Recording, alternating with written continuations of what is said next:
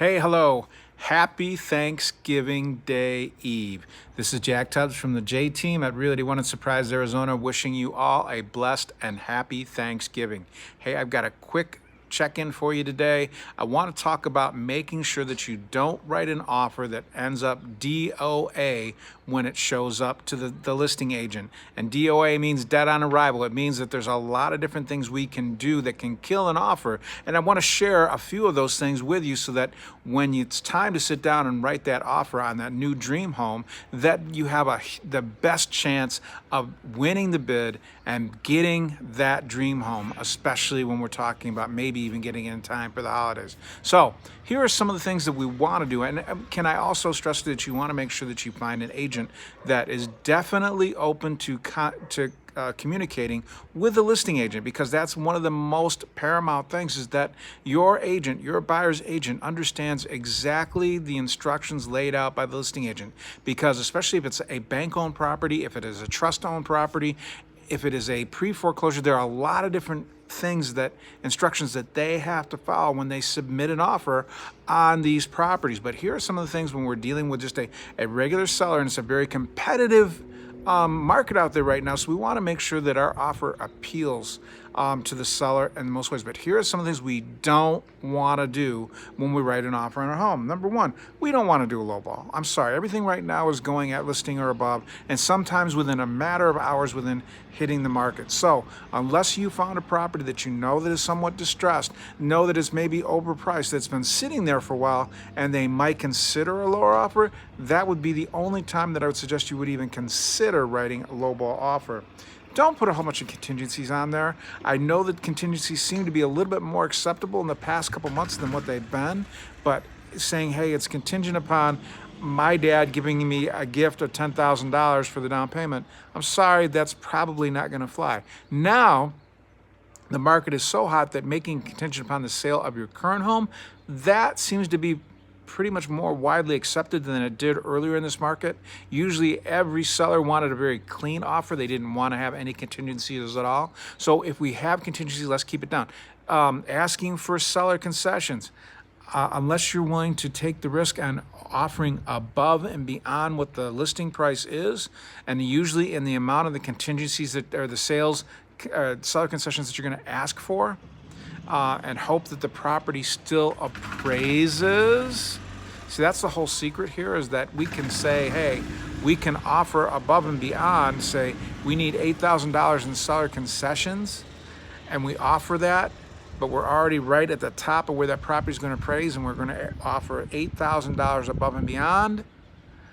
Well, we could work into a place where the property doesn't appraise, the seller doesn't want to go through with it because they don't want to give you the seller concession money off the price of the house they've already had.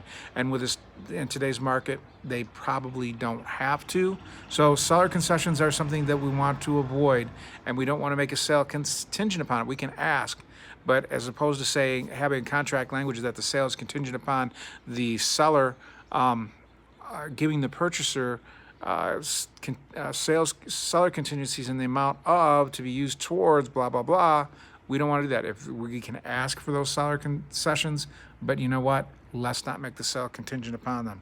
The only contingency that right now I would suggest that you do, and this is the way that I would suggest that you do it to make sure that your offer gets accepted, is to get your house sold, get it under contract. Once you have it under contract, you'll have a contract that you can show the seller that, hey, my house is already under contract. We're ready to sell. We're ready to close. Then they'll be more than happy to make a contingent acceptance upon your offer, because they know that your property is already under contract and you're already on the way to close. So they don't have to wait a hugely extended amount of time, and the contingency should, if it doesn't sell, we should know in a short amount of time.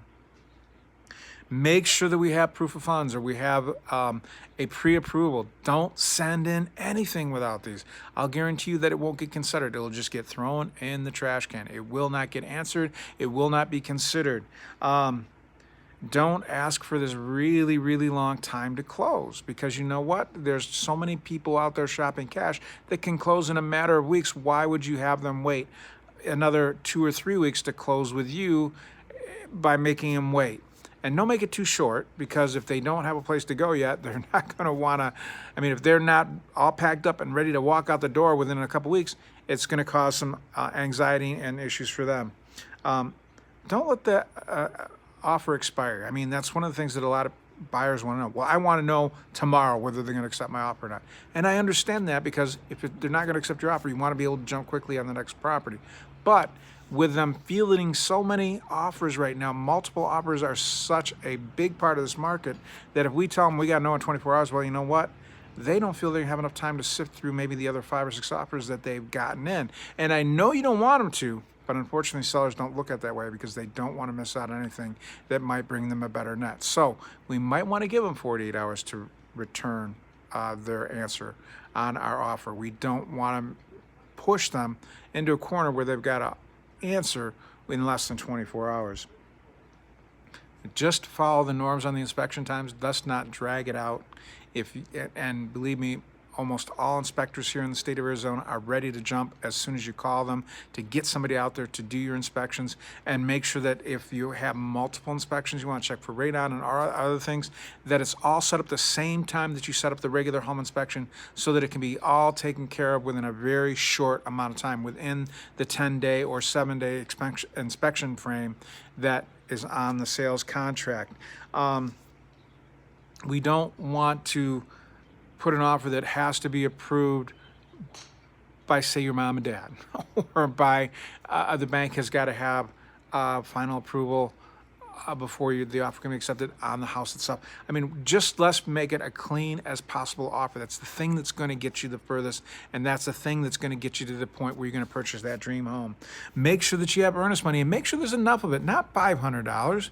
A minimum of $1,000, but I would suggest more in the line of $3,000 to $5,000, showing that you're serious, that you really want to buy this property, that you're willing to put some money forward towards the purchase of this home, as opposed to just throwing a token amount there just to see if they're going to accept your offer or not. And by all means, as I said in the beginning of this, make sure that you have a good agent that understands all the instructions that the listing agent has put upon putting an offer in for this home. Don't find it, I'll just throw it in quick, that they do everything willy-nilly, that they do everything according to the wishes of the seller and the wishes of the listing agent. So that's the way to get your offer up on top. And then listen to your agent. If you find a good agent, somebody who's got some experience that has sold maybe a couple hundred homes, they know how to do things. Listen to them. Don't say, no, I know I can offer $150,000 on this $275,000 home. They'll consider my offer. No, they won't. Your agent is going to take some time. He's going to bring you some comps and let you know where your offer should be. And then and how to structure your offer, how much earnest money, to make sure that we have a pre-approval, all these other things to make sure that we have everything that we need to be on the very top of the stack when the seller starts to consider offers that have come in. And yours being right on top with the best terms, conditions, and usually price will make sure that you are the one who wins that bidding war or that multiple offer situation before they consider anybody else. Everything's got to be complete, And like I said, an experienced agent knows that in the state of Arizona, if you don't have a legal description on that sales contract, that contract can be thrown right in the trash because it's considered incomplete. And then also make sure that your agents understand how to organize the offer. Once again, just to follow the instructions of the listing agent, or like I said, if it's a trust property, if it is a estate property, if it is a bank-owned property, if it's in pre-foreclosure, there are certain things that have to be done. An agent that has sold more than 20, 30 homes might not know that. Find somebody who's got a couple years in the business, who's sold a few homes, so they understand the entire process on how to win the bid with a bank, with a trust, with an estate, working with an attorney. All these different things. There's so many different things, so many different situations that can change how an offer needs to be presented. Hey, that's what I've got for you today. So make sure that we don't add, we want to make sure that you get that dream home. That's why you want to listen to your agent as he guides you through the process. That's why I want to make sure that you find the home that fits you the most, and it is the answer to the dreams the dream home that you've been looking for and hoping for. With that said, I want you all to have a fantastic Thanksgiving. Have fun with friends and family. I know you may not be able to spend some time with them in person, but you know what? Between Zoom and all the other technological products out there, there's a way to at least spend some time with them, whether it be online or whether it be in person. Be blessed. Have a great time. And once again, if I can help you in any way, please don't worry about reaching out to me. You can get a hold of me at any time. Dial me direct at 248-330-7972. Once again, that's 248-330-7972. Or if you have a question you want to email me, jack@thejteam.house.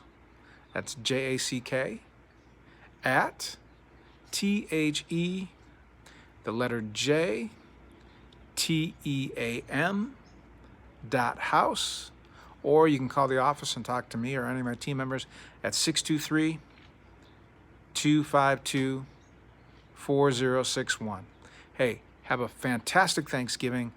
And this is Jack at the J Team at Realty Run and Surprise, Arizona, wishing you a happy Thanksgiving once again. Bye-bye.